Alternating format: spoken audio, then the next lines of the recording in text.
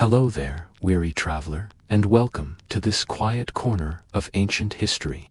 Before we journey back to the marble halls of imperial Rome, I would like to extend a warm greeting to you, dear listener. Whether you're settling beneath soft covers, ready to drift into peaceful sleep, or simply seeking to unwind with some contemplative historical storytelling, I'm grateful you've chosen to join me tonight. I'd love to know where in the world you're listening from and what draws you to these ancient tales. Feel free to leave a comment and let me know. It's always such a delight to see our community of history enthusiasts gathered here from across the globe. And if you find comfort in this style of gentle, immersive exploration of the past, please consider subscribing so you won't miss our next journey together. But for now, let the concerns of the modern world fade away as we travel back nearly 2 millennia, to an age when a single man's word could reshape nations, when the fate of millions hung upon the temperament of one individual, when absolute power created burdens too heavy for any mortal soul to bear. Picture yourself in the shadow of the Palatine Hill in ancient Rome, where massive marble palaces gleam in the Mediterranean sun. Here, behind walls of precious stone and guarded corridors, lived the most powerful men on earth, the Roman emperors. Yet beneath the purple robes and golden laurel wreaths lay a weight of responsibility, paranoia, and isolation that would crush lesser men and corrupt even the noblest hearts. Tonight, we explore not the glory of empire, but the human cost of absolute power. We will walk with emperors who began as hopeful youths and became prisoners of their own authority, who found that unlimited power brought not freedom, but the heaviest chains of all. This is the story of the purple burden, how the very power meant to elevate men above mortality became the source of their most profound suffering and ultimate downfall. In 27 BCE, a young man named Gaius Octavius stood before the Roman Senate. He accepted a new name, Augustus, meaning the revered one. At 36 years old, he had emerged victorious from the chaos that followed Julius Caesar's assassination, and the senators placed upon his shoulders the burden of ruling the known world. Augustus could not have known, as he walked from that Senate meeting, that he was stepping into a golden cage from which no emperor would ever truly escape. Imagine the weight of that moment. The Roman Republic, which had endured for nearly 5 centuries, was on the verge of collapse. Civil wars had torn the Mediterranean world apart for decades. Cities lay in ruins, pirates and bandits plagued trade routes, and ordinary citizens lived in constant fear of the next conflict. The Senate's offer was both a gift and a curse: become the sole ruler and restore peace, but sacrifice forever your life as a private citizen. Augustus accepted, and in doing so, created the template for imperial suffering that would follow for the next 500 years. The early years brought remarkable success. Augustus restored order, rebuilt infrastructure, and ushered in what would later be known as the Pax Romana, the Roman peace. Cities flourished, trade resumed, and for the first time in generations, a Roman could travel from Britain to Egypt without fear of war. Yet with each success, Augustus found himself more isolated from the world of ordinary human experience. Consider his daily routine, reconstructed from ancient sources and archaeological evidence. Augustus rose before dawn each day, not from personal preference, but because the weight of decisions awaiting him demanded every available hour. His bedroom, excavated by archaeologists on the Palatine Hill, was surprisingly modest, a small space with simple furnishings. But this humility was itself a kind of performance, calculated to project the image of a servant of the state rather than a king. His morning began with audiences, endless streams of petitioners, each representing lives hanging in the balance of his judgment. A senator's son is accused of treason, a merchant guild seeking permission for a new trade route, a provincial governor reporting barbarian raids. Each decision rippled across the empire, affecting thousands of lives Augustus would never see. The ancient historian Suetonius recorded that Augustus often complained of nightmares in which the weight of the empire manifested as a physical, crushing sensation. He would wake, gasping, feeling as though marble columns were pressing down upon his chest. His personal physician, a Greek named Antonius Musa, documented numerous stress-related ailments, persistent headaches, digestive problems, and what we might today recognize as anxiety attacks. But perhaps the heaviest burden was the isolation that came with absolute power. Augustus discovered that a genuine human connection becomes nearly impossible when every person you encounter has something to gain or lose from your favor. His wife, Livia, an intelligent and politically astute woman, had married him for political advantage. His daughter Julia, rebellious and seeking attention, would eventually be exiled for adultery that was as much about defying her father's control as it was about passion. Even his closest friends walked on carefully chosen words, knowing that a misplaced comment could end their careers, or worse. Marcus Agrippa, his most trusted general and son-in-law, once confided to the historian Tacitus that he sometimes went weeks without speaking honestly to Augustus about anything meaningful, because the emperor's moods had become so unpredictable. Under the strain of his responsibilities, Augustus established a palace routine designed to maintain the illusion of normalcy, but which actually highlighted his profound isolation. He dined each evening with carefully selected guest senators, writers, and foreign dignitaries, but these meals were elaborate theatrical performances rather than genuine social gatherings. Secretaries recorded every conversation, every jest was analyzed for political implications. Every moment of apparent relaxation was, in fact, but part of the exhausting work of being emperor. The poet Horace, who enjoyed Augustus's patronage, later wrote privately about these dinners. The emperor laughs at our jokes with perfect timing, praises our wit with rehearsed enthusiasm, and asks about our families with practiced interest. Yet I have never once seen him truly smile, that unconscious expression of genuine pleasure that marks real human contentment. He has trained even his face to serve the empire.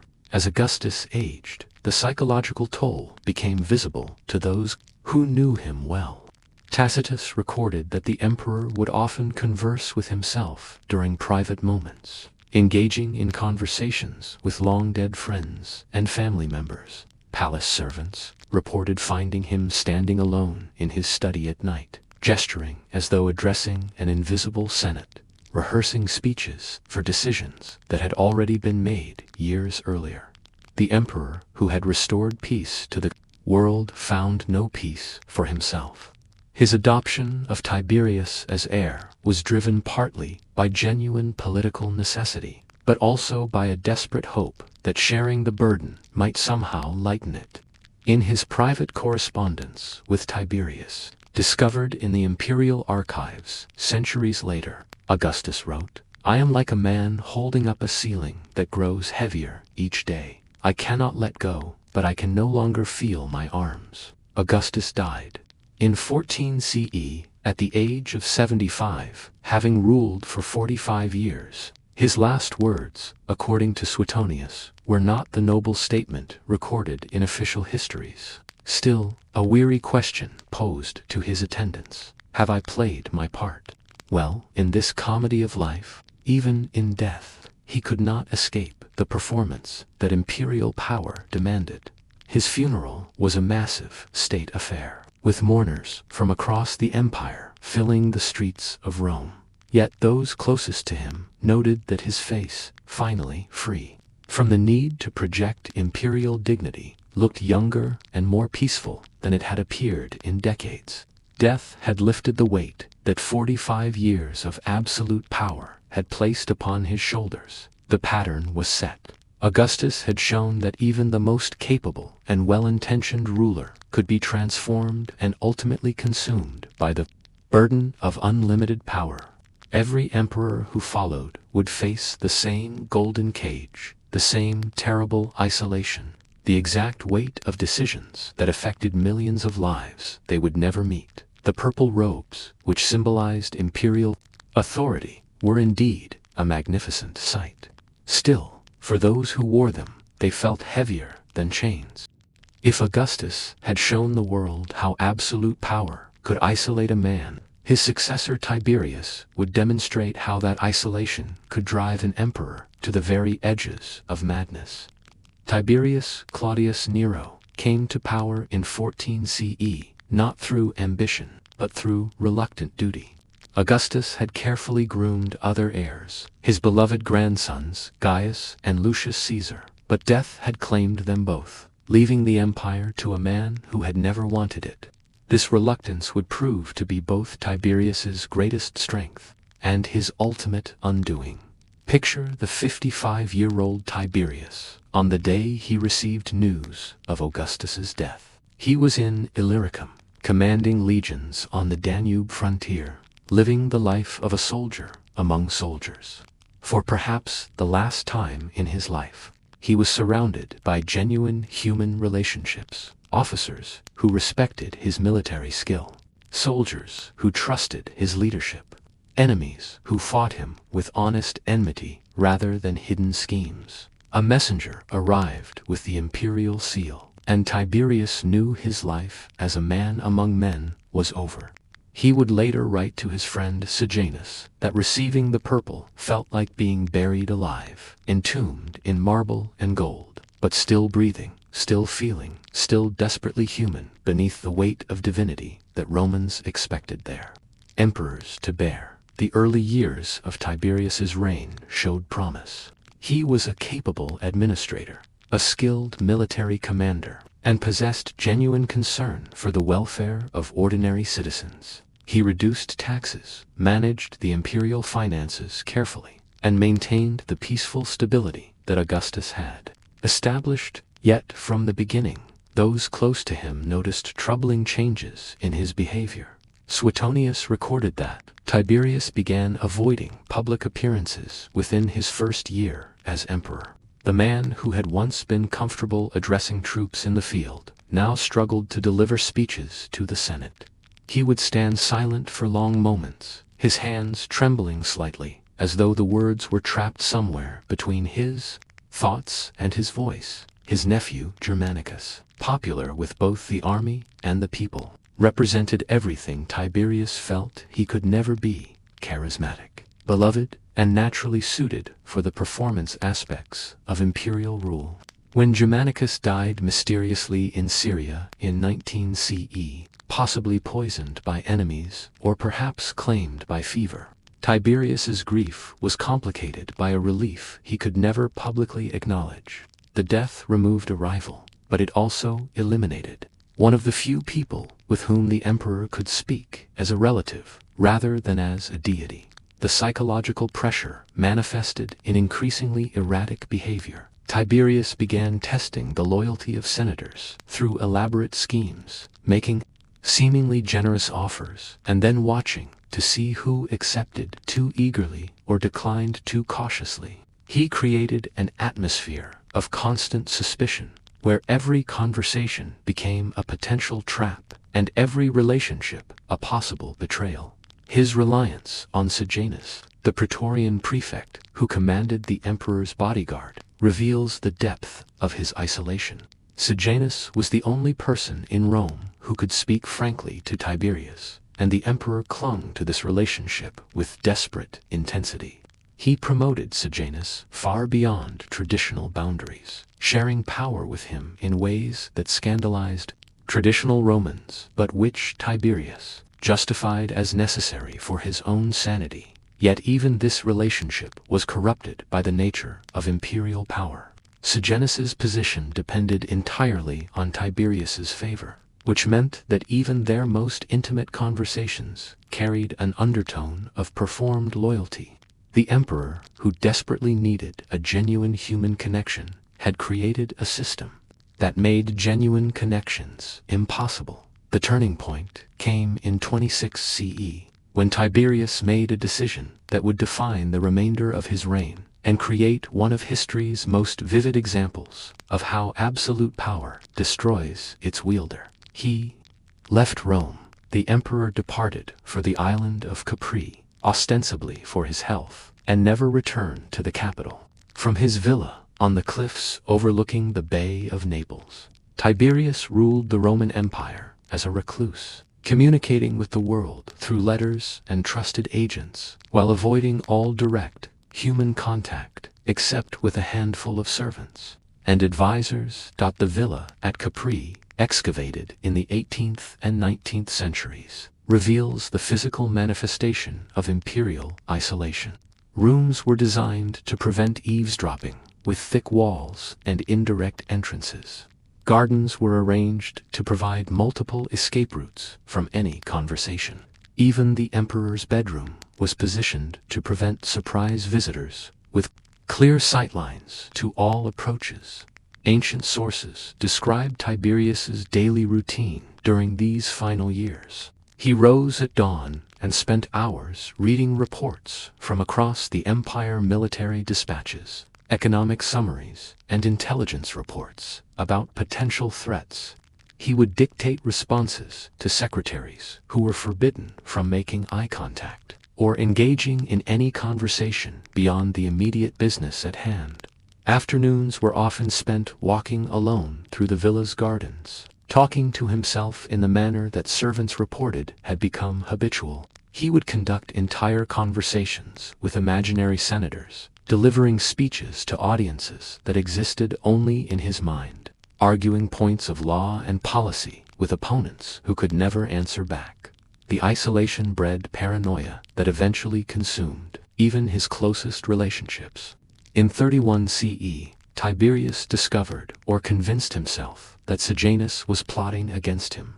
The man who had been his most trusted confidant was executed, along with his family and supporters, leaving Tiberius more alone than ever. The emperor, who had fled Rome to escape the burden of human contact, had systematically destroyed every meaningful relationship in his life. His treatment of his own family during this period reveals the complete breakdown of his humanity. When his son Drusus died in 23 CE, possibly poisoned by Sejanus, Tiberius showed no public emotion. When his beloved brother Drusus's widow, Agrippina, was imprisoned on his orders, along with her sons, Tiberius defended the action as necessary for state security, while privately confessing to nightmares about their suffering. The emperor's letters from this period, preserved in the imperial archives, show a mind increasingly detached from reality. He wrote detailed responses to problems that had already been resolved and issued contradictory orders to the same officials. He composed lengthy philosophical treatises about the loneliness of command that he sent to subordinates who had no authority to respond meaningfully. Palace physicians documented what they called the imperial melancholia, periods where Tiberius would remain in his chambers for days, refusing food and speaking to no one. During these episodes, he would sometimes be found staring at his reflection in mirrors, apparently no longer recognizing the man he had become. The final years were marked by increasing cruelty toward those who still dared approach him. Tiberius seemed to test the limits of his power by ordering executions for trivial offenses, perhaps seeking to provoke anyone, into genuine human reaction rather than the careful, calculated responses that surrounded him. Yet even his cruelty was met with practiced submission, further reinforcing his sense of existing in a world of shadows rather than people. When Tiberius died on Capri in 37 CE, his body was discovered by servants who had not seen him alive for 3 days. The man who had once commanded the loyalty of legions died alone, his final words unknown because there was no one present whom he trusted enough to speak to in his final moments. The funeral procession that brought his body back to Rome was met with celebration rather than mourning. The people who had once respected him as Augustus's chosen heir now saw only the tyrant he had become through 23 years of imperial isolation. They could not understand that his cruelty had been born not from evil, but from a loneliness so complete that it had destroyed his ability to recognize the humanity in others. Tiberius had proven that even reluctant power corrupts, that even those who try to resist the worst aspects of absolute authority eventually succumb to its psychological pressure. His retreat to Capri was an attempt to escape the burden of empire. Still, he had only succeeded in carrying that burden with him into an isolation so complete that it transformed a capable and originally decent man into a figure of terror and pity. The purple robes he never wanted to wear had become a shroud that cut him off from the world of the living long before death finally claimed him. The young man who became Gaius Caesar, known to history as Caligula, ascended to the imperial throne in 37 CE amid genuine celebration throughout the Roman Empire. At 24 years old, he was the great-nephew of Tiberius and the son of the beloved Germanicus. The people saw in him the promise of youth, energy, and a return to the more approachable style of Augustus. They could not have foreseen that within 4 years, this promising young emperor would become the embodiment of how absolute power could utterly destroy a human mind. To understand Caligula's descent into madness, we must first understand the extraordinary circumstances of his childhood and the psychological foundation upon which his later pathology would build.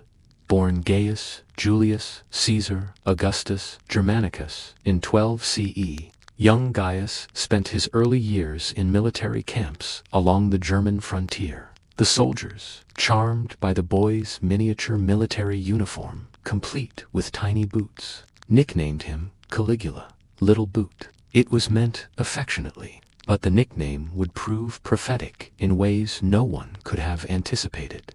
From his earliest memories, Caligula was surrounded by the absolute deference that Romans showed to members of the imperial family. Grown men bowed before him, soldiers competed for his smile, and every whim was immediately satisfied by adults desperate to curry favor with his powerful father. Unlike children of ordinary families, who learn through natural resistance and boundaries that they are not the center of the universe, Caligula grew up in an environment where his every desire was treated as a command.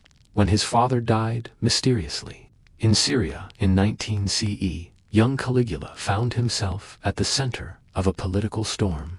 Tiberius, suspicious of anyone with a claim to popularity, kept the boy under close observation in Rome for 16 years. Caligula lived in the imperial household as both honored family member and potential threat, watching Tiberius's increasing paranoia destroy other relatives and learning to survive through careful performance and hidden intentions.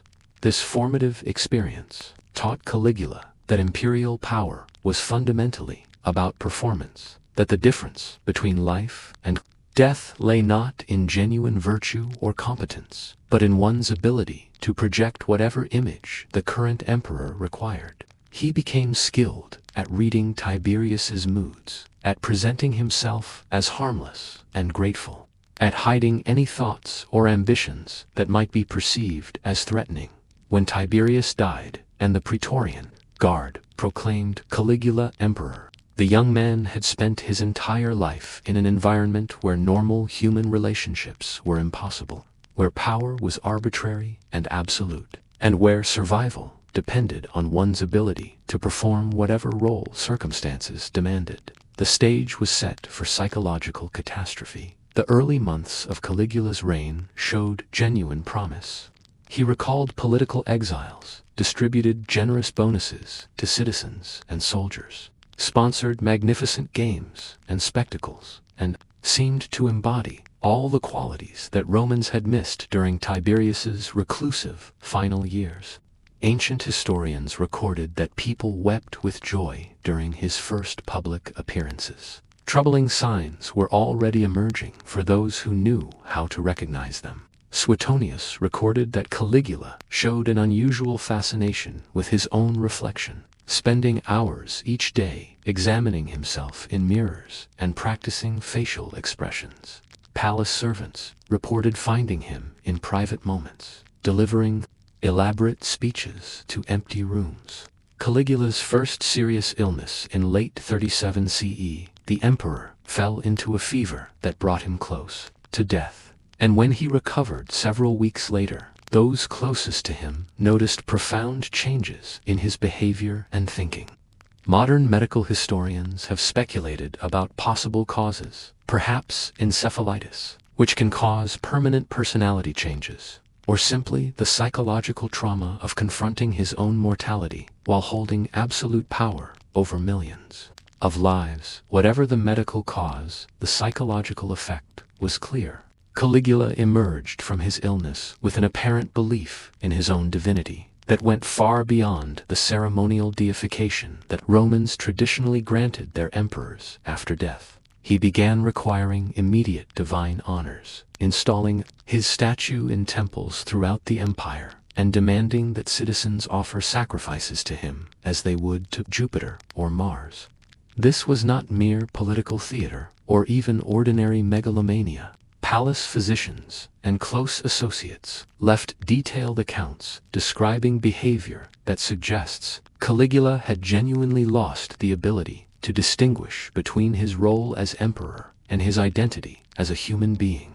He would conduct serious conversations with statues of gods, claiming they spoke back to him, to the priesthood, and seriously proposed making the animal a consul, insisting that the horse had shown more wisdom in their conversations than most senators. The palace became a stage for increasingly elaborate and disturbing performances. Caligula would dress as various gods, appearing as Neptune with a trident and seashells, as Mars in full military regalia, and as Venus in flowing robes and jewelry. These were not costumes for festivals or ceremonies, but daily wear that he insisted reflected his true divine nature. His treatment of the Senate reveals how completely he had lost touch with political reality. Traditional emperors maintained, at the very least, the fiction of consulting with senators and respecting their dignity. Caligula openly mocked them, forcing elderly senators to run beside his chariot, making them perform humiliating tasks during public ceremonies, and delivering speeches in which he explained that their continued existence depended on construction of a temporary bridge across the Bay of Naples. Caligula had the bridge built, according to Suetonius, so that he could ride across it wearing Alexander the Great's breastplate, demonstrating his superiority to both the legendary conqueror and the god Neptune, whose domain he was symbolically conquering. The massive expense and engineering effort required for this brief performance bankrupted the imperial treasury. Still, Caligula seemed genuinely unable to understand why anyone would object to the costs of demonstrating his divinity. The emperor's relationship with his sisters, particularly his favorite Drusilla, crossed boundaries that shocked even Romans accustomed to imperial excess. When Drusilla died in 38 CE, Caligula declared her a goddess and established a temple for her worship.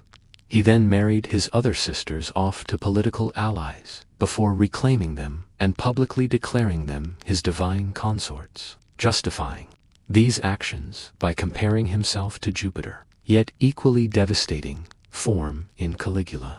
Where Tiberius had retreated from human contact, Caligula became incapable of genuine human connection because he no longer recognized other people as fully real. In his mind, he was a god surrounded by mortals whose thoughts, feelings, and sufferings were as insignificant as those of insects. This dehumanization manifested in increasing cruelty that seemed to perplex Caligula when others reacted with genuine horror. He would order executions during dinner parties, apparently expecting guests to continue eating. At the same time, condemned prisoners were tortured to death nearby. When people showed distress at these spectacles, he would express surprise and irritation as though they were overreacting to something trivial. The military campaigns he launched were particularly revealing of his psychological state. His invasion of Britain ended before it began, when Caligula ordered his soldiers to collect seashells from the beach, declaring them spoils of the conquered ocean and evidence of his victory over Neptune. When officers attempted to explain that this was not how military conquest worked, he had them executed for questioning his divine wisdom. Palace life became a carefully choreographed nightmare, where courtiers and servants had to navigate Caligula's unpredictable moods while maintaining the pretense that his behavior was reasonable. Records from palace staff describe the constant tension of never knowing whether the emperor would greet them as divine companions or order their execution for some perceived slight. Many developed what we might recognize today as symptoms of severe anxiety, inability to sleep, physical tremors, and obsessive attention to details of protocol that might determine their survival. The emperor's spending habits reflected his complete disconnection from practical reality. He bankrupted the treasury that Tiberius had carefully managed, financing not just massive construction projects and public spectacles, but also personal whims, such as having ships built solely so he could have them sunk in elaborate naval battles staged for his private entertainment. As the empire's finances collapsed and discontent grew among both the people and the military, Caligula seemed genuinely unable to understand why anyone would oppose him. In his mind, he was a benevolent god, sharing his divine presence with fortunate mortals. Their suffering was irrelevant, their complaints incomprehensible, their resistance a form of madness that required correction through increasingly severe punishment. The conspiracy that ended his life in 41 CE was inevitable, organized not by ambitious rivals seeking power, but by desperate men who saw no other way to escape the nightmare that imperial rule had become under a truly insane emperor. When Praetorian officers cornered Caligula in a palace corridor and stabbed him to death, his final words reportedly expressed genuine surprise that anyone would dare harm him. He died at 28 years old, having ruled for less than 4 years, but having demonstrated with terrifying clarity how absolute power could destroy not just the character, but the basic sanity of its wielder. Caligula had not chosen evil. He had lost the capacity to distinguish between good and evil, between reality and fantasy, between his role as emperor and his identity as a human being. His death was met with relief throughout the empire, but also with a sobering recognition that the imperial system itself might be fundamentally flawed. If it could transform a promising young man into a monster within such a short time, the purple robes that had driven Augustus to isolation and Tiberius to paranoia had driven Caligula entirely out of the realm of human reason. The burden of absolute power had proven capable of destroying not just the emperor's happiness, but his very sanity in the annals of Roman history. Few figures inspire as much admiration as Marcus Aurelius, the philosopher emperor who ruled from 161 to 180 CE, yet perhaps no emperor better illustrates the tragic irony that even the most noble and capable individuals could be crushed by the weight of absolute power. Marcus Aurelius came to the throne equipped with the finest education, the strongest moral principles, and the deepest philosophical preparation that the ancient world could provide. His reign would prove that these advantages, rather than protecting him from the burden of imperial power, might actually make that burden more unbearable. Born Marcus Annius Verus in 121 CE, the future emperor grew up in a privileged household where education and moral development were prized above wealth or political advancement. His adoptive father, the Emperor Antoninus Pius, had chosen him not for blood, relationship, or political convenience, but because the boy showed exceptional promise as both a scholar and a person of character. From his earliest years, Marcus was groomed not just to rule, but to rule wisely and well. His education was extraordinary even by Roman standards. He studied rhetoric with Cornelius Fronto, the greatest orator of the age. He studied law, history, and administration under the guidance of the finest legal minds in Rome. Most importantly, for his later development, he was introduced to Stoic philosophy by Junius Rusticus, a student of Epictetus, who taught the young prince that true strength lay in accepting what cannot be changed, while working diligently to improve what can be controlled.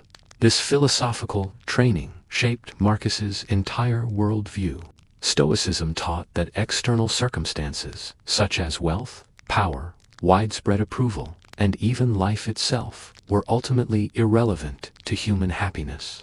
What mattered was living according to virtue, accepting fate with dignity, and finding meaning through duty rather than pleasure.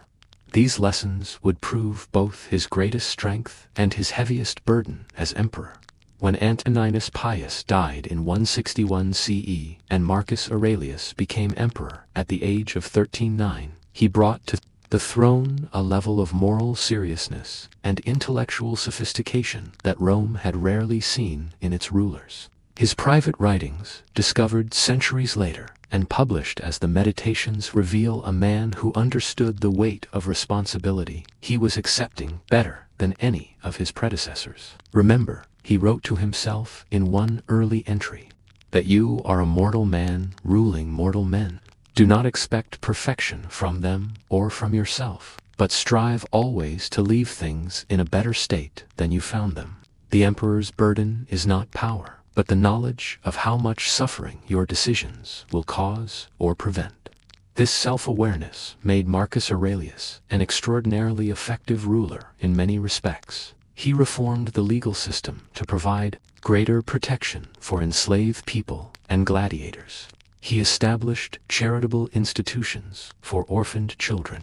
He maintained careful fiscal policies that kept the empire prosperous. He promoted capable administrators regardless of their social background. He made judicial decisions with meticulous attention to justice rather than political advantage. Yet his very competence created a psychological burden that his less capable predecessors had been spared. Augustus had been too busy consolidating power to grasp its implications fully. Tiberius had retreated from responsibility. Caligula had lost touch with reality. However, Marcus Aurelius remained fully conscious of the human cost of every decision, while possessing the moral sensitivity to be tormented by that awareness. Almost constant military crises marked his reign.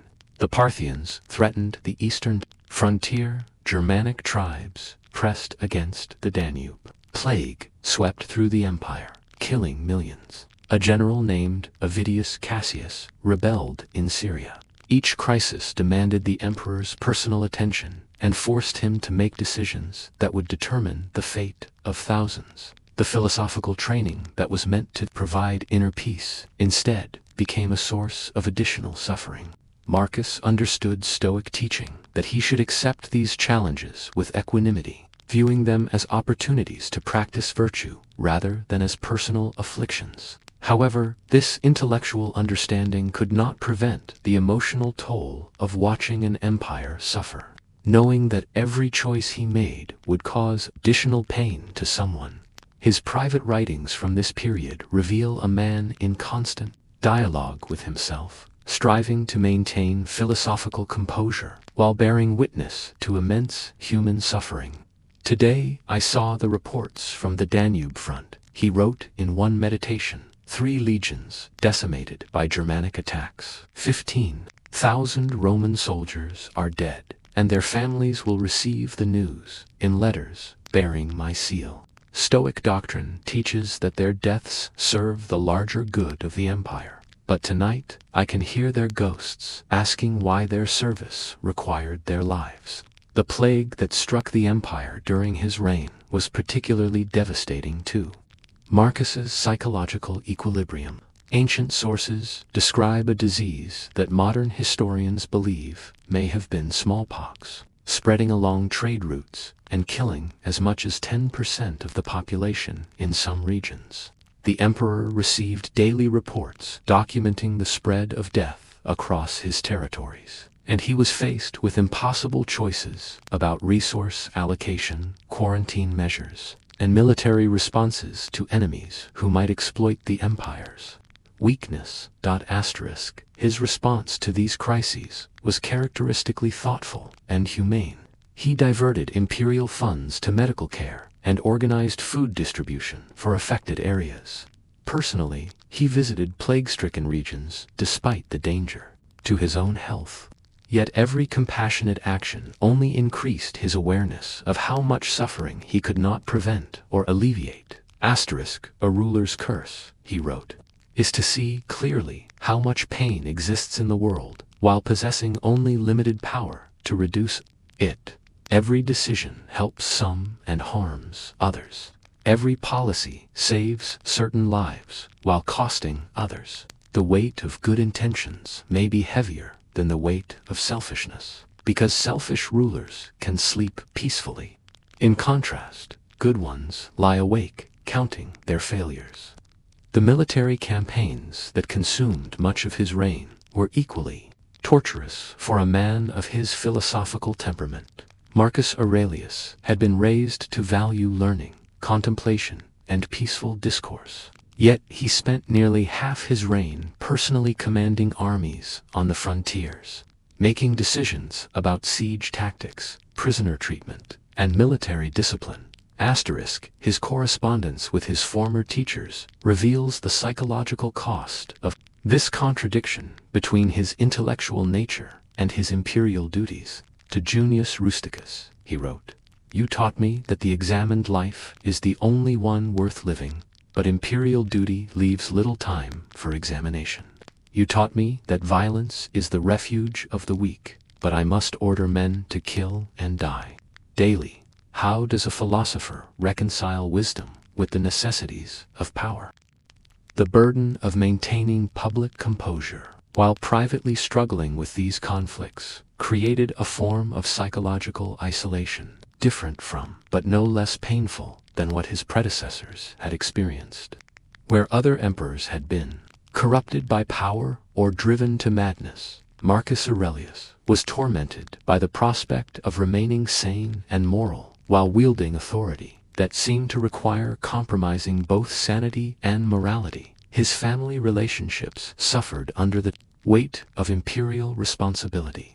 His beloved wife Faustina died while he was campaigning on the Danube frontier, and he could not return for her funeral because military necessity required his presence with the troops. Several of his children died young, and he grieved their loss while maintaining the public demeanor that Romans expected from their emperor. Most painful of all was his relationship with his son Commodus, who would eventually succeed him and prove to be one of Rome's most destructive rulers. Marcus could see his son's character flaws developing: his cruelty, his self-indulgence, his lack of interest in governance. But imperial succession law and political stability required that he designate Commodus as heir, despite knowing the damage this would likely cause. "I have spent my life trying to leave the empire better than I found it," he wrote in one of his final meditations. "But I will leave it to a man who may destroy much of what I have built. This is perhaps the cruelest burden of all, to know that your life's work may be undone by the person you are required to choose as your successor." The physical toll of constant stress manifested in declining health throughout his later years. Court physicians documented chronic stomach problems, severe headaches, and what they described as melancholic episodes, where the emperor would remain in his study for days, emerging only when urgent state business demanded his attention. Marcus Aurelius died in 180 CE at the age of 58 while campaigning along the Danube frontier. His final words, according to those present, were a question: "Have I fulfilled my duties?" Even in death, he could find no rest from the weight of responsibility that had defined every day of his 19-year reign. His death marked the end of what historians call the Golden Age of Roman imperial rule, partly because his philosophical approach to governance had created a brief period of justice and stability, but mainly because no successor proved capable of bearing the same psychological burden that had nearly destroyed even this most capable and virtuous of emperors, Marcus. Aurelius had demonstrated that moral excellence and intellectual sophistication were no protection against the corrupting burden of absolute power.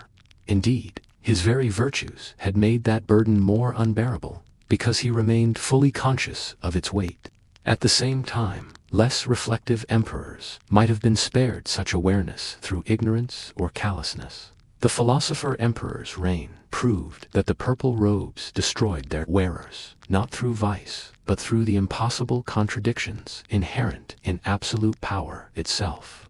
Even the most virtuous man could not escape the golden cage that imperial authority created around its occupants. In the year 81 CE, when Titus died suddenly after barely 2 years on the throne, his younger brother Domitian inherited an empire, at peace and a people still grateful for the Flavian dynasty's restoration of order after the chaos of 69 CE, yet within 15 years. Domitian would transform into one of history's most paranoid rulers, a man so consumed by fear of betrayal that he ultimately created the very conspiracy that destroyed him. Domitian's path to paranoia was not born of madness like Caligula's, nor of philosophical torment like Marcus Aurelius's, but from the rational recognition that absolute power made every relationship potentially lethal. His reign illustrates how even reasonable fear, when amplified by unlimited authority, can transform a capable ruler into a monster of suspicion who trusts no one and is ultimately trusted by none. Born Titus Flavius Domitianus in 51 CE, Domitian grew up as the youngest son of Vespasian, watching his father and older brother Titus build their reputations as victorious generals. At the same time, he remained in Rome, managing administrative duties and growing increasingly resentful of his supporting role. When the Flavian dynasty came to power, Domitian found himself third in line for succession, important enough to be a target for ambitious rivals, but not significant enough to feel secure in his position. This formative experience of being simultaneously vulnerable and overlooked shaped Domitian's entire approach to imperial power. Unlike emperors who had been raised to expect the throne, Domitian came to it with a keen awareness that his position could be lost as suddenly as it had been gained. This awareness, combined with genuine administrative competence, initially made him an effective ruler, but it also planted the seeds of the paranoia that would eventually consume him. The early years of Domitian's reign showed considerable promise. He was an efficient administrator who maintained the fiscal discipline established by his father and brother. He strengthened the frontiers, particularly along the Rhine and Danube. Through careful military planning and strategic fortification, he sponsored magnificent public works projects and games that kept the Roman populace content. Court observers noted that he worked longer hours than most of his predecessors, personally reviewing reports and decisions that other emperors might have delegated to subordinates. Yet even during these successful early years, those close to Domitian noticed troubling signs of the paranoia that would eventually define his reign. He installed mirrors throughout his palace corridors, not for vanity, but so that he could see anyone approaching from behind.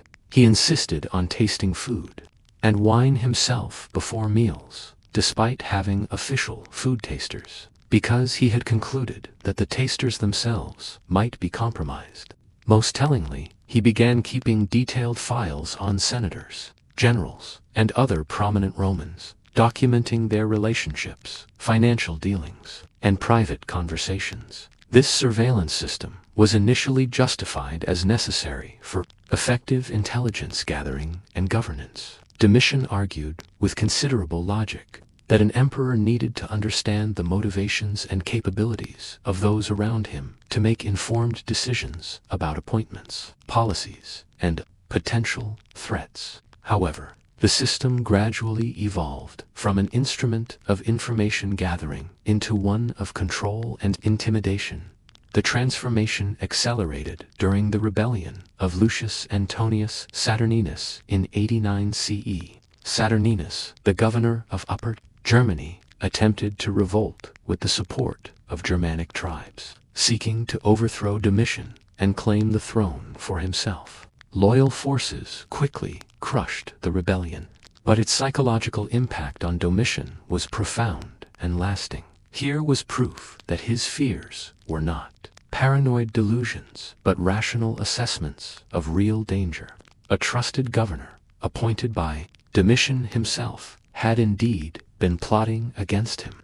If Saturninus could betray him, anyone could. The emperor's response was swift and comprehensive. He ordered investigations into the loyalty of every major official in the empire, demanded new oaths of allegiance from the military, and began a systematic purge of anyone whose loyalty seemed questionable. Palace records from this period, discovered during archaeological excavations, reveal the extent of Domitian's surveillance operations. He employed hundreds of informants throughout the empire, from high-ranking officials to household enslaved people, all reporting directly to him about the activities and conversations of their colleagues, neighbors, and masters. No conversation was considered too private, nor was any relationship too intimate to escape scrutiny. The emperor's daily routine became consumed by the management of this intelligence network. He would rise before dawn to read reports from informants, spending hours analyzing patterns of behavior, identifying potential threats, and planning responses to suspected conspiracies.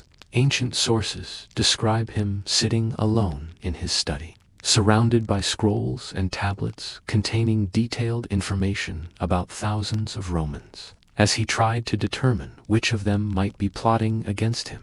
This constant vigilance created a self-reinforcing cycle of suspicion and fear.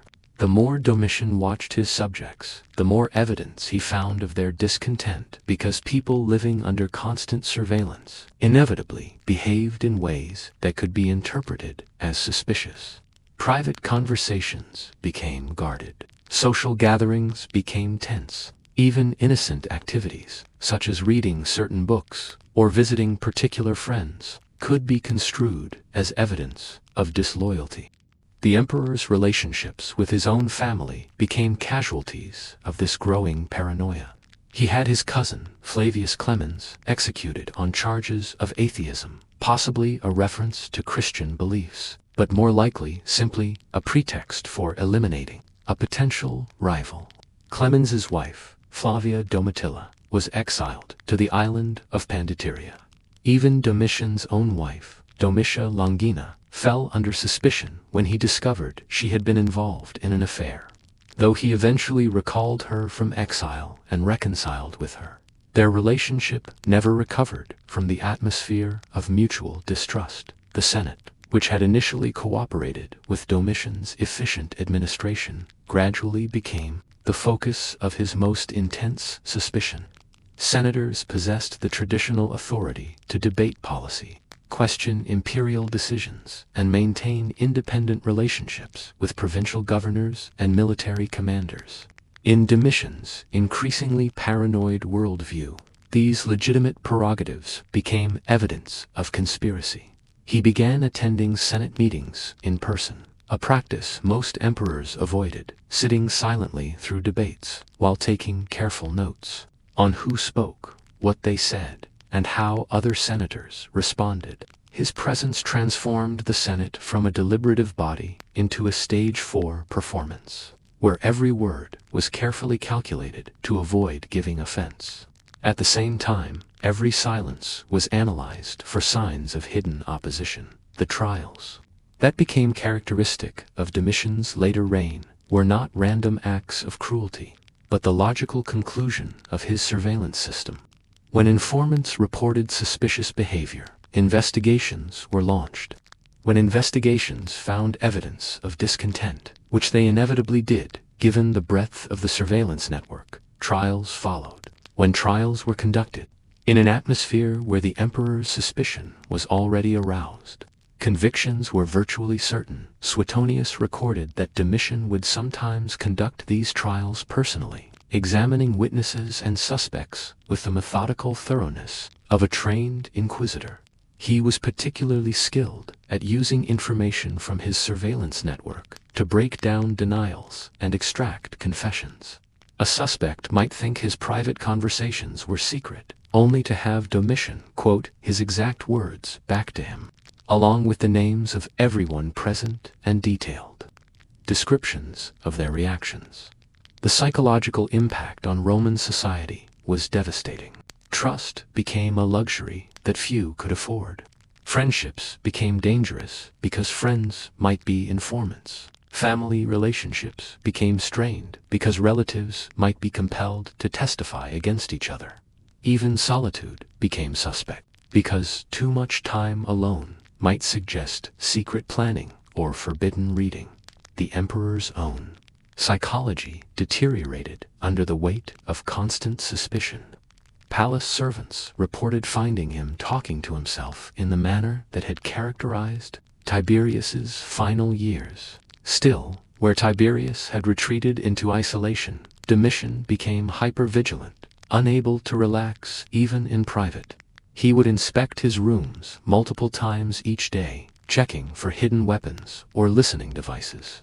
He required all visitors, including close advisors, to be searched for concealed weapons before entering his presence.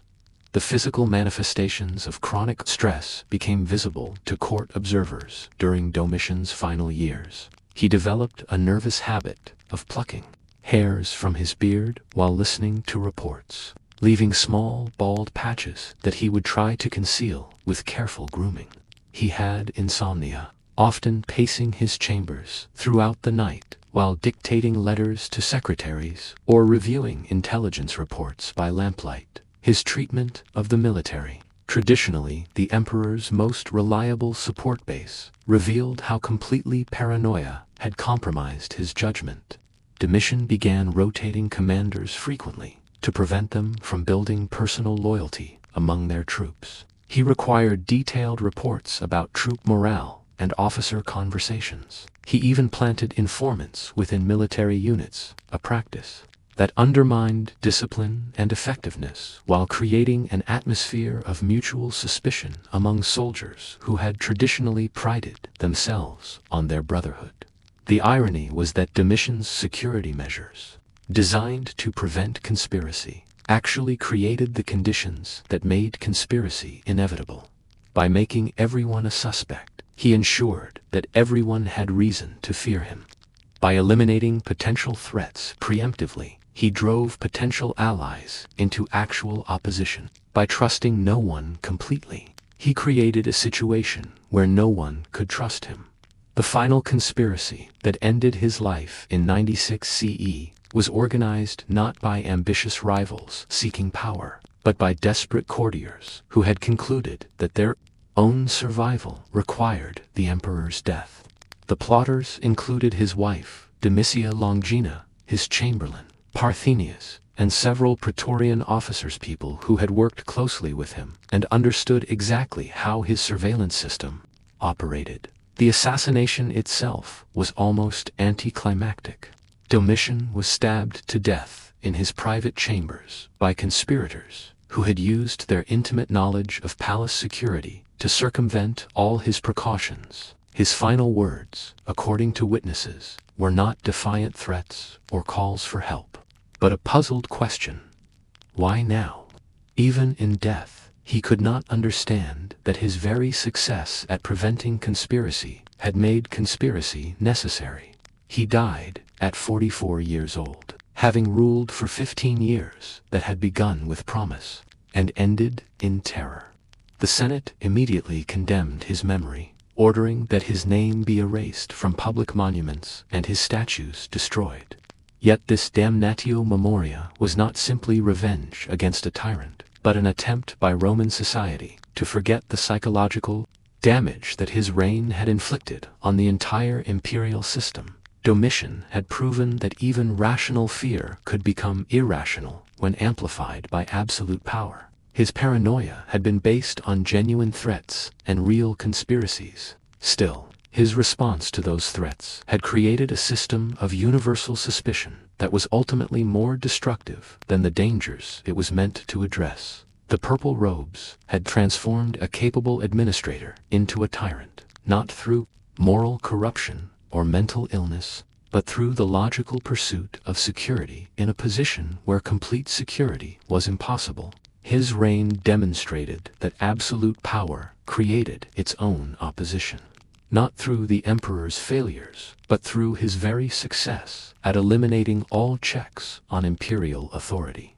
The weight of the crown had crushed another emperor, this time through the exhausting effort of carrying its burden while trusting no one to help bear its weight.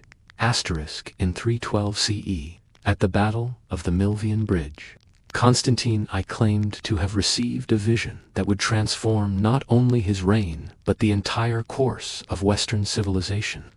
According to his later accounts, he saw a cross of light in the sky bearing the inscription, "In this sign, conquer." The victory that followed made him the sole ruler of the Roman Empire and led to his conversion to Christianity. Yet, Constantine's reign would demonstrate that even divine mission could become another form of imperial burden. Perhaps the heaviest of all, Constantine came to power during the tetrarchy system established by Diocletian, which divided the empire into 4 regions and assigned authority to 4 rulers. This arrangement was designed to prevent the chaos of civil war by providing clear succession procedures and dividing the administrative burden among multiple capable leaders. But like most attempts to limit imperial power, it ultimately failed, leaving Constantine to reunite the empire through military force and political skill. The psychological weight that Constantine inherited was different from that of his predecessors. Previous emperors had struggled with the isolation, paranoia, and moral compromises that absolute power demanded. Constantine faced these same challenges, but with an additional burden. He believed that God had personally chosen him to lead the empire and had given him a sacred mission that transcended ordinary political concerns. This divine mandate initially gave Constantine tremendous confidence and energy. He moved decisively to consolidate power, defeating his rivals through brilliant military campaigns and undertaking massive reform projects that strengthened the empire's administration, military, and economy. His foundation of Constantinople created a new Rome that would outlast the original by 1,000 years.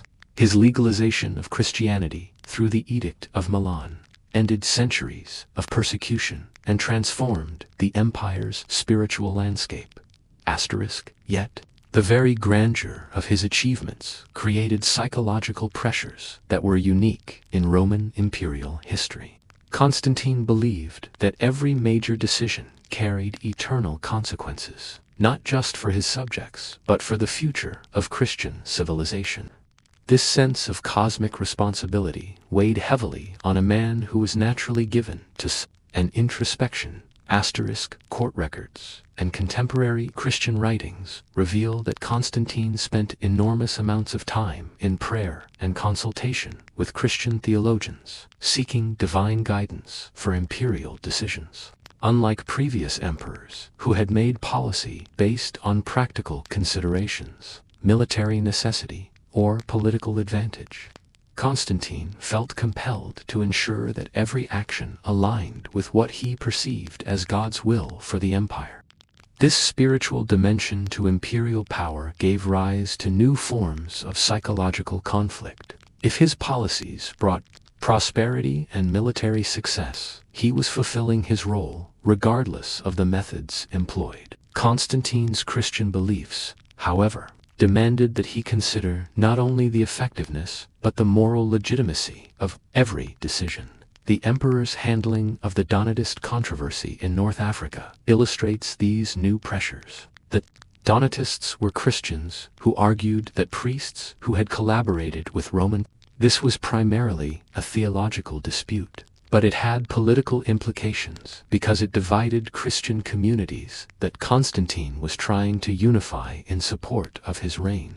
Previous emperors would likely have resolved this issue through simple, pragmatic calculation, supporting whichever side offered the greater political advantage while suppressing opposition through force. Constantine, however, felt compelled to determine which position was theologically correct according to Christian doctrine, because his decision would affect not only political stability but the spiritual welfare of his Christian subjects and his own standing before God. He convened councils of bishops. When his initial decision to support the mainstream church against the Donatists failed to resolve the conflict, he agonized over whether to use force against fellow Christians who claimed to be following their religious conscience. His private letters to Christian advisors reveal the psychological toll of this spiritual responsibility. "How can I know with certainty what God requires of me?" he wrote to Bishop Hosius of Cordoba. "Every choice I make affects thousands of souls, yet the path of righteousness is not always clear even to those who seek it earnestly. I fear that my human understanding may lead me to make decisions that please men but displease the Almighty." The Arian controversy, which dominated the later years of Constantine's reign, created even greater psychological pressure. Arius, a priest from Alexandria, taught that Christ was subordinate to God the Father. In contrast, mainstream Christianity maintained that the Father and the Son were of equal divine status. This theological debate fractured Christian communities across the empire. It threatened to undermine the unity that Constantine saw as essential to his sacred mission. The emperor's response was to convene the Council of Nicaea in 325 CE, bringing together bishops from across the Christian world to resolve the dispute through collective deliberation. But Constantine's role at the council reveals the impossible position in which his sense of divine mandate had placed him. He was expected to facilitate theological debate while remaining neutral, yet, as emperor, he was ultimately responsible for enforcing whatever decision the council reached. When the council condemned Arianism and formulated the Nicene Creed, Constantine initially supported this decision enthusiastically. However, as Arian resistance continued and he observed the ongoing division within Christian communities, he began to question whether his role in the controversy had truly served God's purposes or had merely created new forms of religious conflict. Contemporary accounts describe Constantine during this period as increasingly withdrawn and prone to what court observers referred to as spiritual melancholia. He would spend hours alone in his private chapel, emerging exhausted and sometimes in tears. Palace staff reported finding him prostrate before his altar. Clearly righteous path. The emperor's relationship with his family became another source of spiritual anguish. Constantine had his eldest son Crispus executed in 326 CE on charges that remain unclear to historians, but may have involved suspected treason or adultery with Constantine's second wife, Faustina. When Faustina herself died under mysterious circumstances, shortly afterward, possibly murdered on Constantine's orders, the emperor was faced with the possibility that his political decisions had led him to commit grave sins against his own family. This personal crisis coincided with growing doubts about whether his reign was truly fulfilling the divine mission he believed he had been given. Despite his efforts to Christianize the empire, paganism remained strong. Despite his attempts to unify the church, theological disputes continued to fragment Christian communities. Despite his military successes, barbarian threats persisted along the frontiers. Constantine's later years were marked by increasing religious scrupulosity and what appears to have been a form of spiritual obsessive-compulsive behavior. He delayed his baptism until just before his death, apparently believing that he needed to achieve perfect moral purity before receiving the sacrament. He engaged in increasingly elaborate religious observances.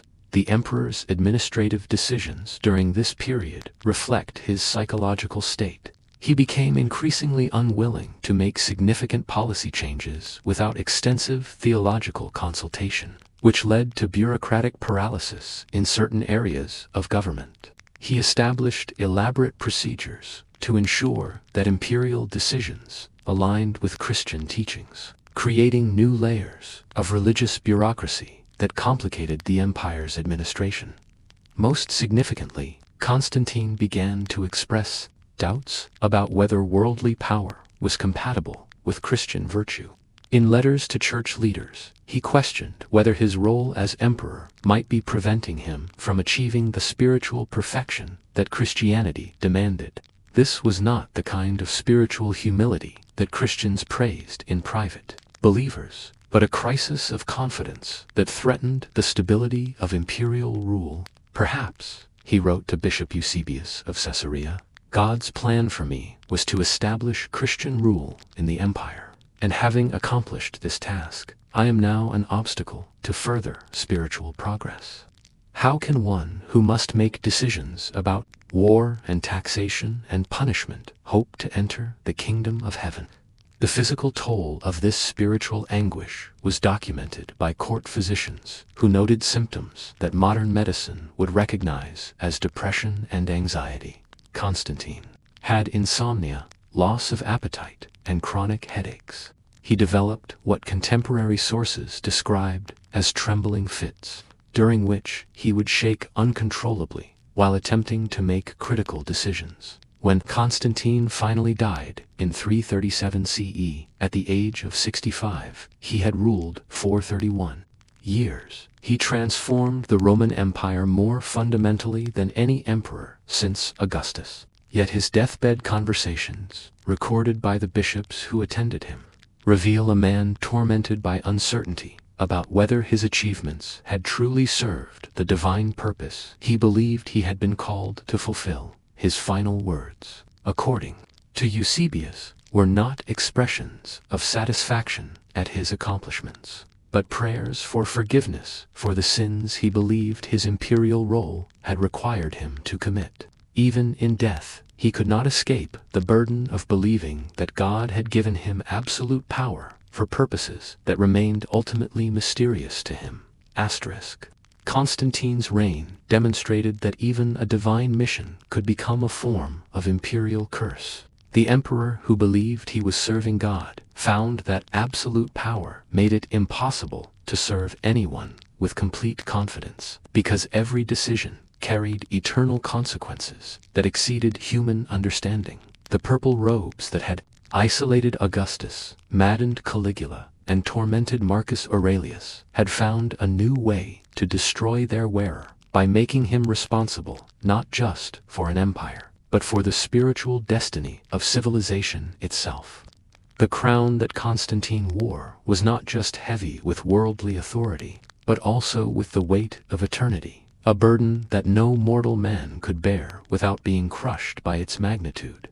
In the summer of 476 CE, a boy of perhaps 10 years old sat on the throne of the Western Roman Empire, bearing the weight of a title that had once commanded the Mediterranean world, but now controlled little more than the city of Rome itself. Romulus Augustulus, his name an ironic echo of Rome's legendary founder and its first emperor, would be the last person to wear the purple in the West. His brief reign illustrates the final, perhaps most tragic form that the imperial burden could take, the crushing weight of inherited failure, placed upon shoulders too young and weak to bear it.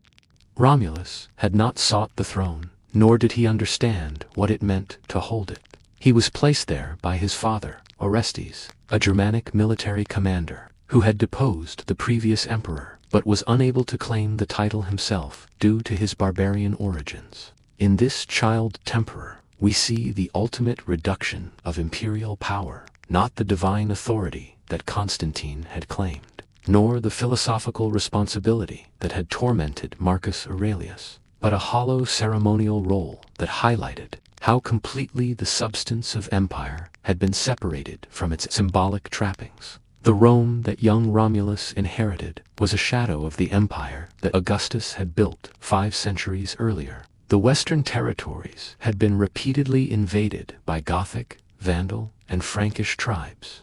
Visigothic kings controlled Gaul. North Africa belonged to the Vandals. Britain had been abandoned entirely. The imperial treasury was empty. The legions were composed primarily of barbarian foederati, whose loyalty was questionable, and the emperor's actual authority extended little beyond the walls of Ravenna.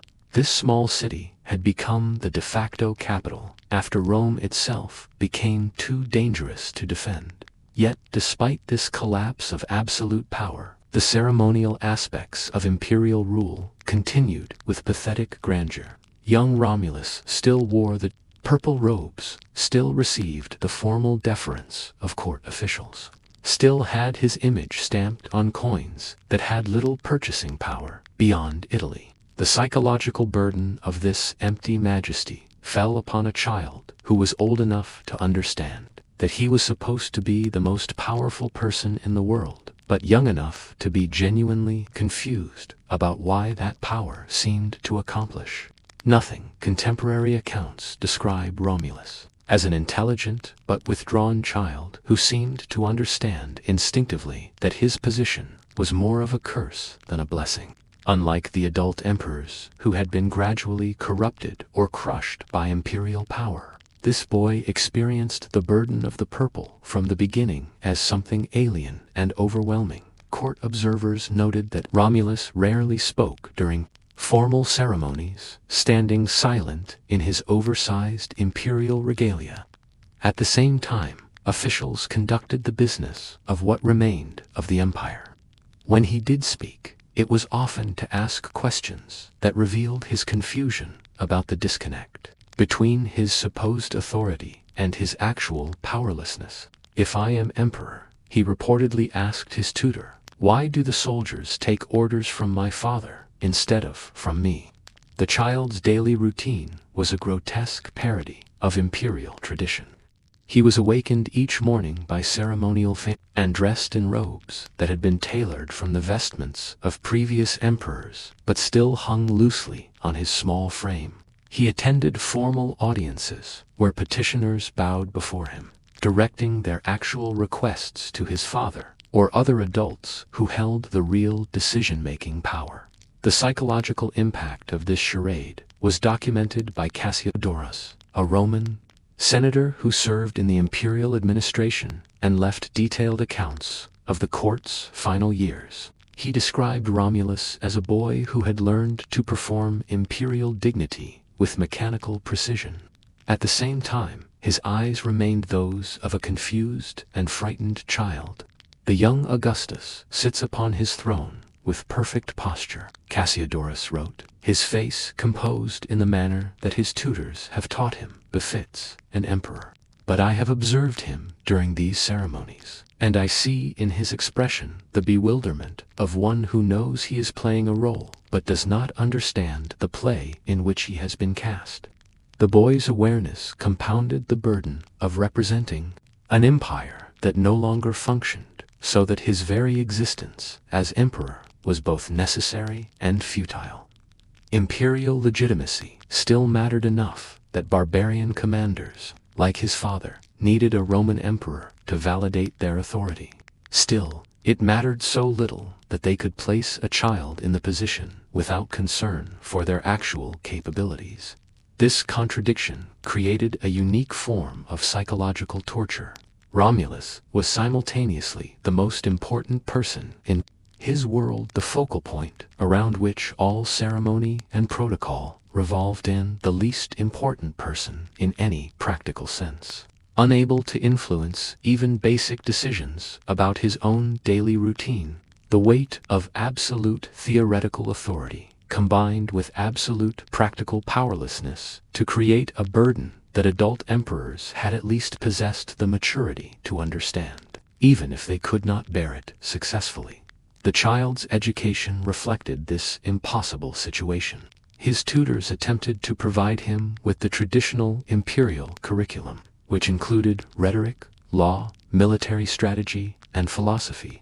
Still, the apparent irrelevance of these subjects undermined every lesson in relation to his actual circumstances.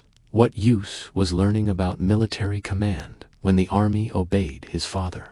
Why study law when legal authority was exercised by barbarian chieftains who recognized no Roman precedent? How could philosophical reflection on the nature of power be meaningful when power was so clearly an illusion? Contemporary Christian writers, who saw in Romulus's reign the fulfillment of apocalyptic prophecies about the end of earthly empires, noted that the boy seemed to understand the theological implications of his position better than its political ones. During religious ceremonies, he would sometimes break from the prescribed ritual to ask priests whether God was angry with Rome, and whether his reign was a form of divine punishment for imperial sins. These theological concerns were not merely childish questions. Still, they reflected a genuine spiritual crisis that the boy experienced as he tried to reconcile Christian teachings about divine justice with his role as the inheritor of a pagan imperial tradition. Unlike Constantine, who had believed his rule served God's purposes, Romulus seemed to suspect that his very existence as emperor might be evidence of divine displeasure. The military crisis that ended the Western Empire unfolded around young Romulus without his understanding or participation. In late 476 CE, Odoacer, the Germanic chieftain who commanded the most significant barbarian forces in Italy, decided that maintaining the fiction of Roman imperial authority was no longer helpful. Rather than deposing Romulus through violence, he simply informed the boy that his reign was over and that he was being retired to a comfortable estate in Caminae, the scene of deposition. As described by contemporary chroniclers, captures the pathetic end of 5 centuries of imperial majesty. Odoacer met with the 10-year-old emperor in a formal ceremony where the barbarian general knelt before the child one final time before explaining, in terms simple enough for a boy to understand, that the game was ending. It was time for him to go home. Romulus reportedly asked whether he had done something wrong to lose his throne, revealing both his childish understanding of authority and his genuine confusion about the forces that had placed him in power and were now removing him. Odoacer's response, according to witnesses, was not unkind. He told the boy that he had played his part well, but that the play was over and new actors would now take the stage. The imperial regalia that had symbolized Roman power for centuries, purple robes, the golden diadem, the scepter, and the orb, were formally presented to Odoacer, who announced that he would send them to Constantinople as an acknowledgement that the Western Empire was coming to an end. The Eastern Emperor was now the sole heir to Roman imperial tradition. But perhaps the most poignant moment came when young Romulus asked whether he could keep one small item from his imperial wardrobe, not from attachment to power, which he had never really possessed, but because the robes were the only clothing he could remember wearing. The request was granted, and the last Western Roman emperor was allowed to take with him a child-sized purple cloak as a memento of the burden he had borne so briefly and so unsuccessfully. Romulus Augustulus disappeared into comfortable obscurity, spending his remaining years on his estate in Campania, where he lived as a private citizen under the protection and pension provided by Odoacer. Historical sources lose track of him after his deposition, and he likely died in early adulthood without ever understanding the full significance of the role he had played in the end of the Western Roman Empire. Yet his brief reign serves as a fitting conclusion to our exploration of the imperial burden. In this child, we see the ultimate reduction of the purple weight, not the crushing responsibility that had destroyed Augustus's peace of mind, or the isolation that had driven Tiberius to Capri, or the madness that had consumed Caligula, but the simple incomprehensibility of power that had become purely ceremonial. Romulus Augustulus had worn the heaviest crown in history during the moment when it finally became too heavy for anyone to carry. The Western Roman Empire ended not with the dramatic suicide of a Nero or the assassination of a Domitian, but with a child's confused question about whether he had done something wrong to lose a job he had never wanted and never understood. Barbarian hands folded away the purple robes that the masters of the Mediterranean world had worn, their symbolic power exhausted, their physical weight finally recognized as unbearable by a civilization that had spent 5 centuries learning that absolute power corrupts absolutely, not just through vice or madness, but through the simple impossibility of any human being bearing the weight of unlimited authority over other human lives. The last emperor of Rome was the one least capable of bearing the burden that had destroyed so many of his predecessors. In his childish confusion and ultimate powerlessness, we see reflected the final truth about imperial authority, that it was always too heavy for mortal shoulders to carry, and that even the mightiest empire would eventually collapse under the weight of its own impossible expectations. As we come to the end of our journey through the gilded corridors of imperial Rome, it's worth reflecting on what these stories tell us about the nature of power itself, and why the purple robes that seemed to promise unlimited freedom instead became chains that bound their wearers in ever-tightening circles of isolation, paranoia, and despair. The emperors we have encountered tonight were not monsters by nature. However, some became monstrous through the corruption of absolute authority.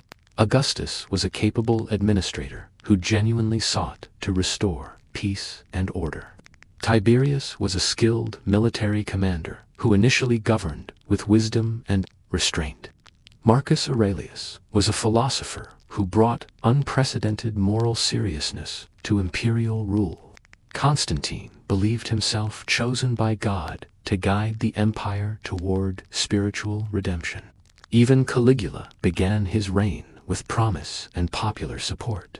Yet each of these men, regardless of their initial virtues or intentions, found that the throne transformed them in ways they had not anticipated and could not control. The purple robes they wore were indeed magnificent to behold. Still, they carried a weight that grew heavier with each passing day, with each difficult decision, and with each recognition of how much human suffering lay within their power to cause or prevent.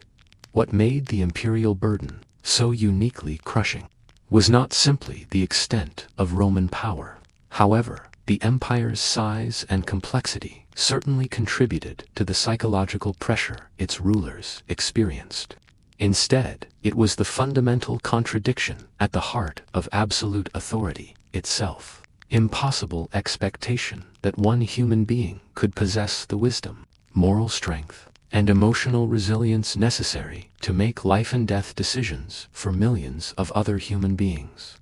Augustus discovered that success in restoring peace and prosperity only increased the weight of responsibility, as every achievement raised expectations for further accomplishments, and every decision affected more lives than any individual could truly comprehend. His insomnia and chronic anxiety were not signs of weakness, but rational responses to an irrational situation.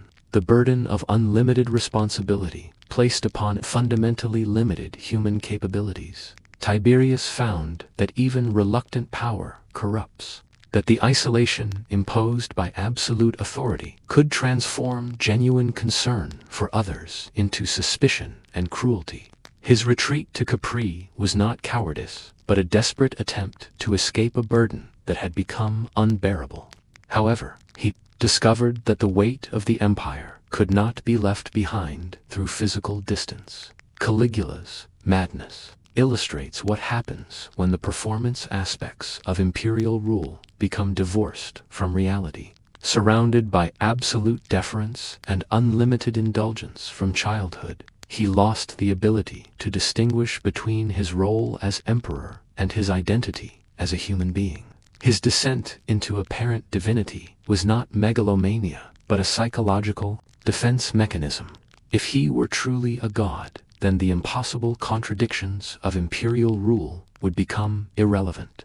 Marcus Aurelius perhaps suffered most of all because his philosophical training made him fully conscious of the moral implications of every imperial decision. At the same time, his Stoic principles demanded that he accept the burden without complaint.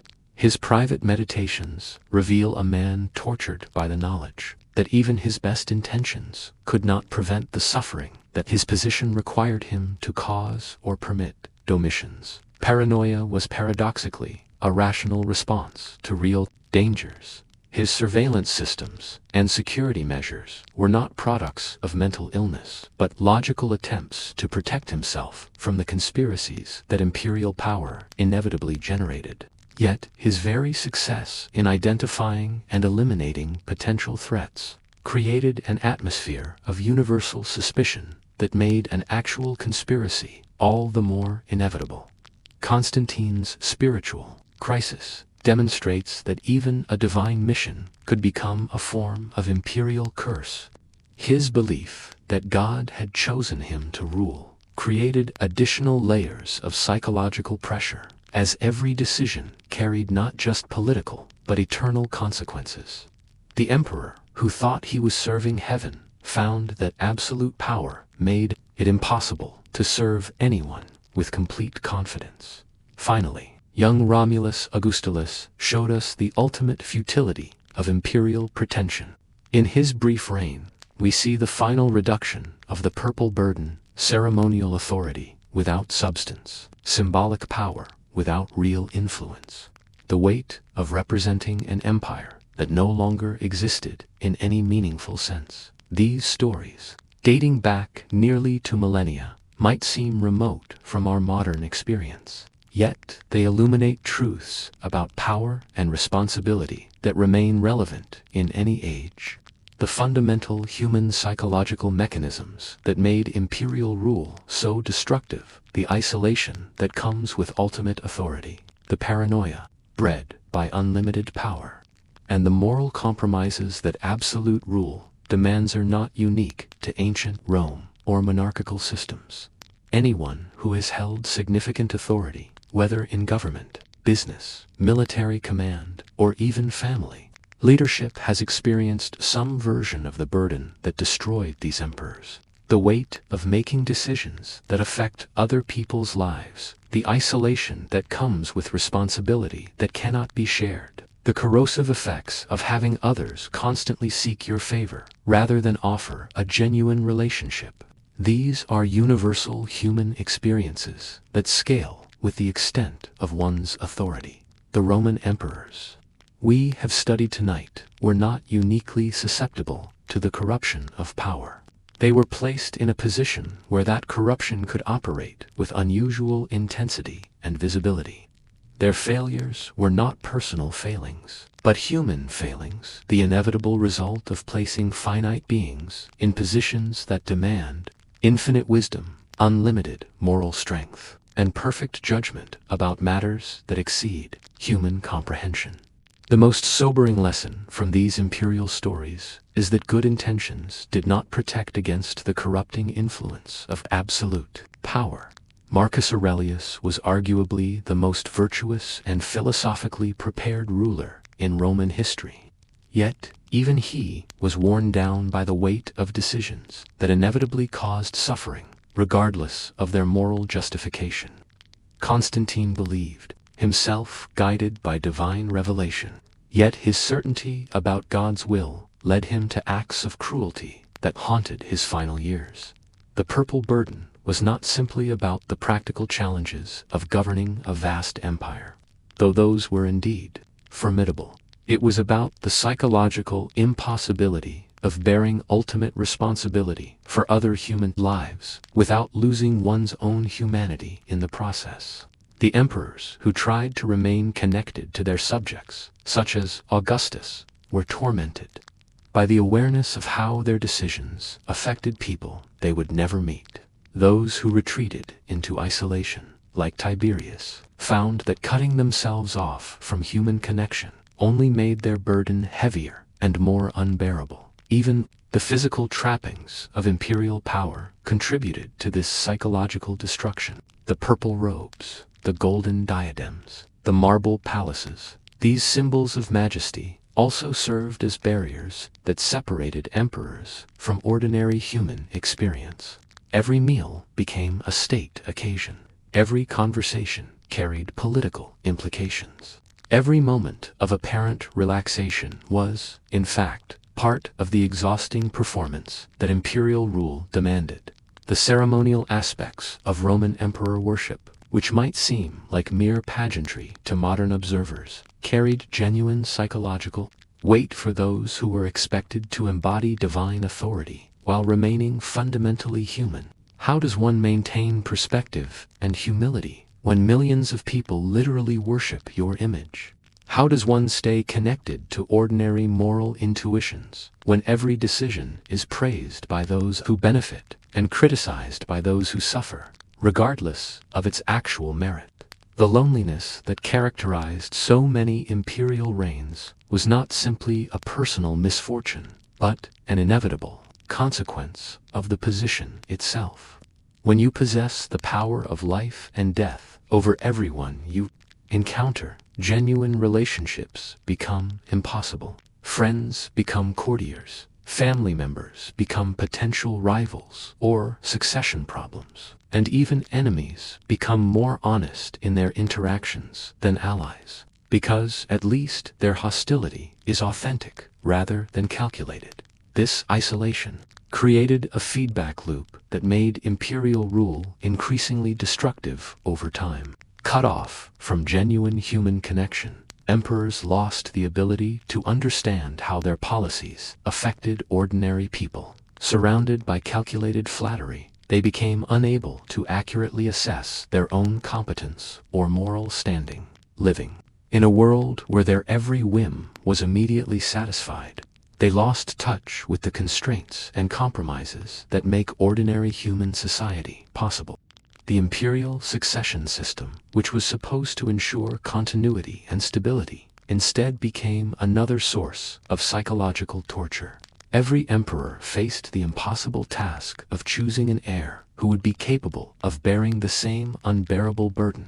Good emperors, like Marcus Aurelius, were tormented by the knowledge that even their best efforts to prepare successors might fail. Evil emperors like Caligula were succeeded by relatives who had been twisted by proximity to imperial power. And capable emperors, like Constantine, found that their children, raised in imperial households, developed character flaws that made them unsuitable for rule. The military aspects of imperial rule added another layer to the psychological burden. Roman emperors were expected to be successful military commanders, leading armies into battle and making strategic decisions that determined the fate of thousands of soldiers. Yet the same absolute authority that was supposed to make them effective military leaders also isolated them from the honest counsel and genuine camaraderie that effective military command requires. Even successful military emperors, like Trajan and Constantine, found that their victories came at a psychological cost that was difficult to bear. Every triumph meant thousands of enemy dead, and often significant Roman casualties as well. Every expansion of the empire meant new frontiers to defend, new peoples to govern, and new potential sources of rebellion and conflict. The financial responsibilities of imperial rule were equally crushing in their own way. The emperor controlled the treasury of the known world. Still, this wealth came with the responsibility for feeding the population of Rome, maintaining massive armies, funding public works projects, and responding to natural disasters across an enormous territory. Economic decisions that might seem abstract to modern observers, such as tax rates, currency policy, and trade regulations, were translated directly into prosperity or starvation for millions of people. Religious responsibilities added yet another dimension to the imperial burden. Roman emperors were expected to serve as Pontifex Maximus, the chief priest of the Roman state religion, maintaining the favor of the gods through proper ritual observance. After Constantine, Christian emperors faced the additional burden of serving as protectors and judges of church doctrine, making theological decisions that affected the spiritual welfare of their subjects. The cumulative weight of all these responsibilities, political, military, economic, religious, and personal, was too much for any individual to bear without psychological damage. The remarkable thing about Roman imperial history is not that so many emperors were corrupted or destroyed by power, but that any of them managed to rule effectively at all, given the impossible nature of their position. Yet the most tragic aspect of the imperial system was that it was necessary for its time. The Roman Republic had collapsed under the weight of civil wars and regional conflicts. The empire brought peace, prosperity, and stability to the Mediterranean world for centuries. The infrastructure, legal systems, and cultural achievements associated with Roman civilization were essentially products of the imperial period. This necessity makes the human cost of imperial rule even more poignant. The emperors who were destroyed by the purple burden were not just individual victims of a cruel system, but sacrificial figures whose suffering enabled the flourishing of Roman civilization. Their psychological torture was the price paid for Roman law, Roman engineering, Roman literature, and the Pax Romana that allowed trade and culture to flourish across 3 continents. The lessons of Roman imperial history extend beyond ancient politics to fundamental questions about human nature and social organization. They remind us that even the most necessary and beneficial forms of authority carry inherent risks and costs. They demonstrate that good intentions and moral preparation are insufficient protection against the corrupting influence of power. They explain that the burdens of leadership, when taken seriously, can destroy even the most vigorous and most virtuous individuals. Perhaps most importantly, they warn us about the dangers of investing too much authority in any single person or institution.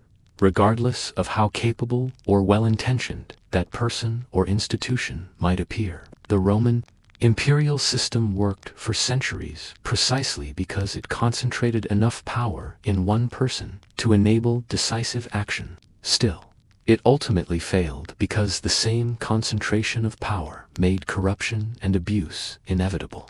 These stories from ancient Rome resonate with timeless truths about power, responsibility, and human nature. The purple robes may be gone, but the burden they represent, the weight of authority over other human lives, remains a constant challenge in every age and every society. Understanding how that burden destroyed so many capable and well-intentioned Roman emperors can help us recognize similar dangers in our own time and perhaps structure our institutions to distribute power in ways that protect both those who wield authority and those who are subject to it. And so we come to the end of our contemplation of the purple burden. This exploration of how absolute power transformed even the noblest intentions into sources of corruption and despair. Through the marble corridors of imperial palaces, we have walked with emperors who began their reigns with hope and ended them in isolation, paranoia, madness, or simple exhaustion from carrying a weight that no human being was designed to bear. From Augustus, who created the template for imperial suffering, to young Romulus, Augustulus, who inherited an empire that existed only in ceremony and memory. We have seen how the promise of unlimited authority became a golden cage that trapped its occupants more securely than any prison built of stone and iron. The purple robes that symbolized the pinnacle of worldly achievement were revealed to be shrouds that separated their wearers from the human connections, moral clarity, and simple peace of mind that make life bearable. The crown that promised dominion over the world became a weight that crushed the spirits of those who wore it, transforming capable administrators into tyrants, philosophers into tormented souls, and children into symbols of an empire's final futility. Yet, in understanding the tragedy of these imperial lives, we may gain wisdom about the nature of power itself and the importance of limiting authority, sharing responsibility, and maintaining the human connections that keep us anchored to our better natures. The emperors of Rome paid a terrible price for their civilization's greatness.